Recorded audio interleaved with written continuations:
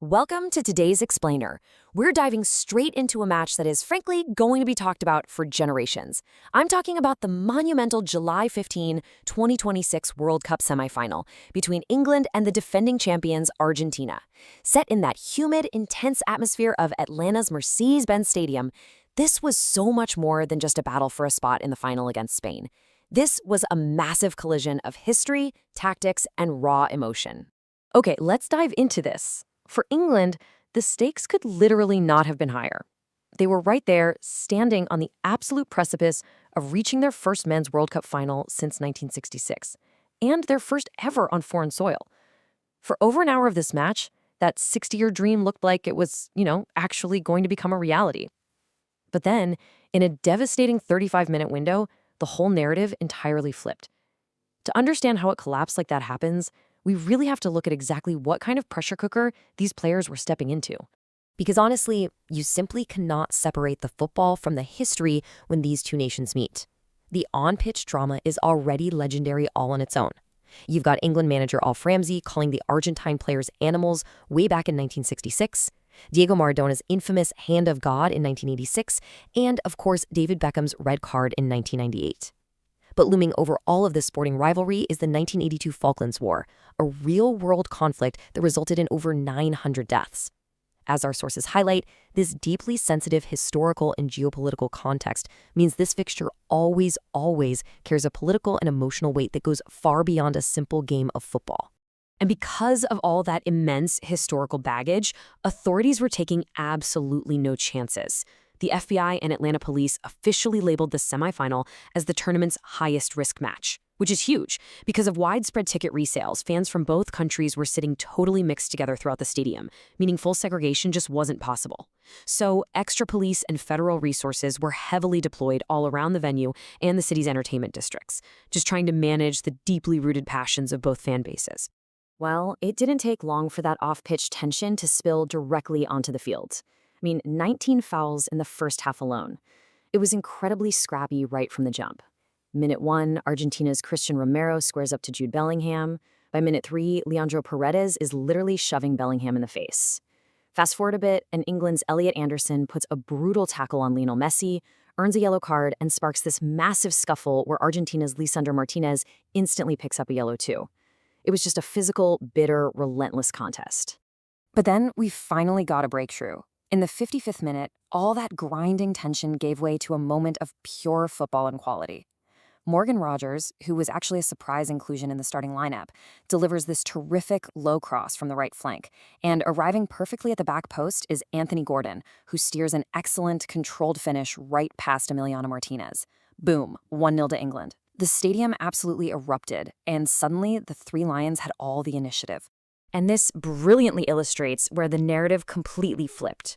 Up to this point, England had been succeeding with a dynamic 4-2-3-1 setup. They were pressing high, they were finding spaces, but instead of pushing for a second goal to really kill off the game, England's manager, Thomas Tuchel, made the highly controversial decision to just shut up shop. He started taking off his attacking threats like Gordon and brought on defenders as Riconsa, Dan Burn, and Nico O'Reilly.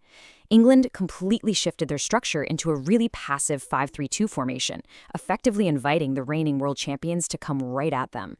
Now, to his credit, after the match, Tuchel didn't shy away from what happened.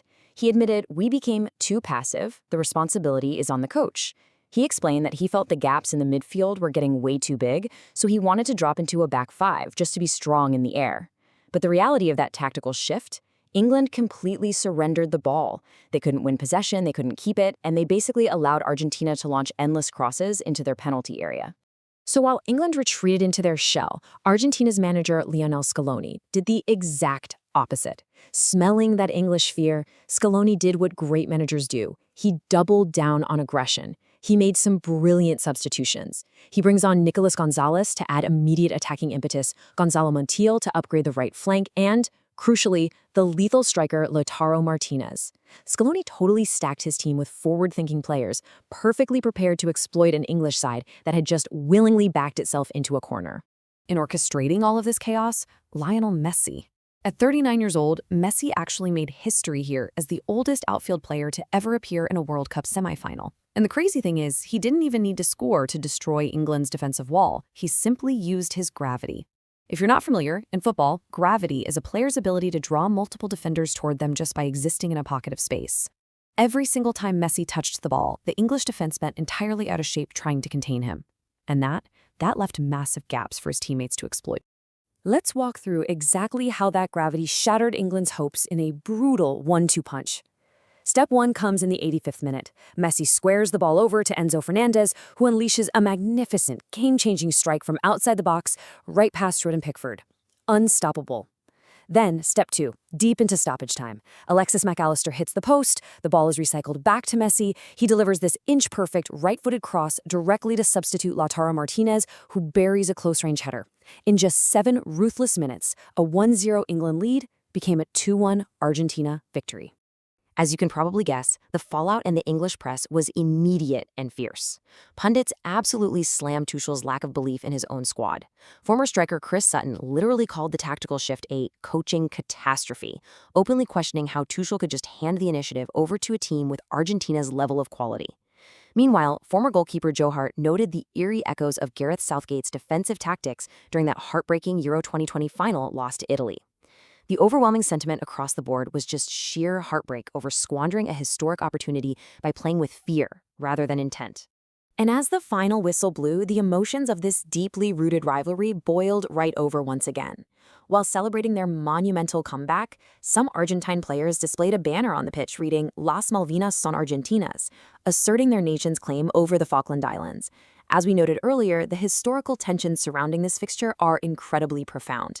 Now, our sources impartially report that while this banner reflects deep national sentiment for the players, introducing a highly charged geopolitical message directly onto the pitch could potentially lead to disciplinary measures from FIFA down the line. Now, what's really interesting about this next part is that amidst all the heavy political and tactical fallout, a lighter, almost tragicomic little story emerged from the post-match chaos. As the Argentine players were out there celebrating, they made a fascinating discovery left behind near the English goalpost. It involved England's goalkeeper, Jordan Pickford, and his now legendary water bottle. They found Pickford's meticulously prepared penalty notes stuck right to his water bottle. It totally mapped out the specific tendencies of all of Argentina's penalty takers. Messi and his teammates were actually seen reacting to this discovery with a mix of amusement and sheer relief. England was entirely prepared to face the ultimate test of a penalty shootout. But because of Tuchel's defensive retreat and Lautaro Martinez's late normal time winner, well, that ultimate preparation was rendered completely, 100% useless. So the really crucial question we are left with is this. Does a tactical retreat ever truly protect a lead against a team with a champion's mentality? England had the talent, they had the momentum, and they had the lead. But by choosing to basically park the bus, they allowed a brilliant Argentine side, orchestrated by a 39-year-old maestro in Lionel Messi, to simply dictate the terms of their destruction. It's a harsh, harsh lesson in the difference between hoping not to lose and playing to win. So what do you think? Was it purely a bad managerial decision, or is there just something uniquely terrifying about facing Argentina when their backs are against the wall? Thanks for joining me on this explainer, and keep questioning the game.